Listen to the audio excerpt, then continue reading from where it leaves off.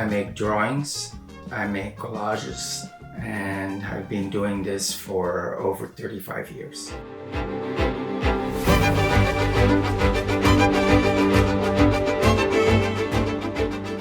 The human condition is basically what I'm most involved with in all of my work. I don't adhere to very cerebral art. Mine is more located from the gut. Most people within conceptual art, for example, you go from the head to the stomach in the best case possible. So you see something and you process it through your brain and it goes straight to your stomach and then you feel something. Or it stays in the head, and that to me is incomplete. Other way around, when art goes from the gut to the mind, that's perfect. If it stays in the gut, it's not enough. When I draw on vellum, because the pencil glides easily over the vellum, whilst when you use it on paper, you have the structure of the paper that more determines every dot you put on the paper. Vellum, it's between plastic and paper, basically. You can't tear it. And when I do collages, they're usually magazine pages that I collage on, and then I use sequins to cover the whole collage. The only thing that remains visible of the original magazine print is the eyes. Obviously, I live in a very small studio in a typical railroad apartment in the East Village. I can't make huge canvases here, but I like the intimate scale. And eventually I will make bigger work. But so far I've been limiting myself to smaller scale. To begin with the drawings, those drawings take forever to make. So it's like months that I sit putting dots on a piece of vellum.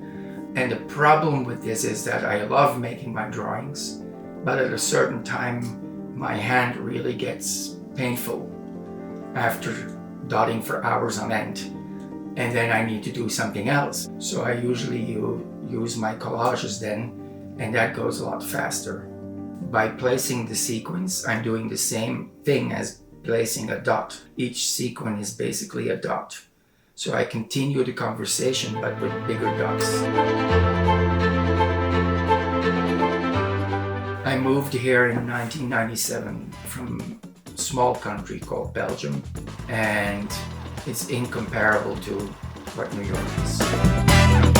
The city inspires me a lot. It keeps me young.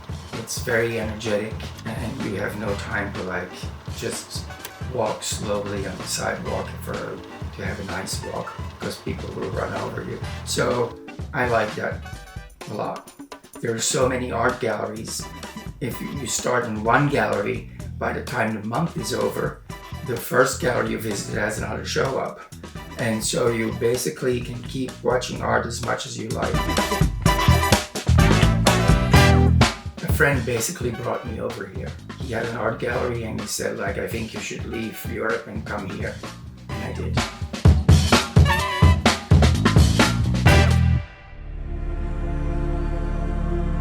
Because I was sick, my arm in 2005, I could barely use my arm to draw. So I couldn't draw anymore, basically.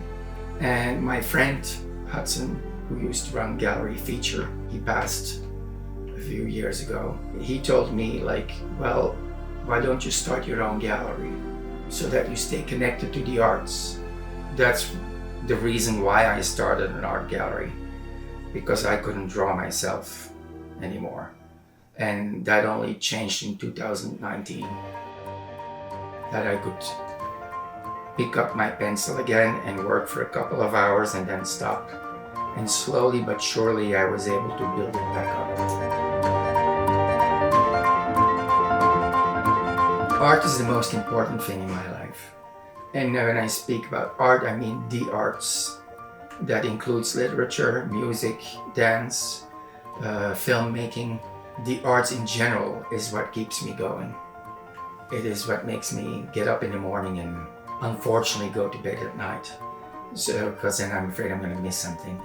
It's an incredible engine of creativity that I like.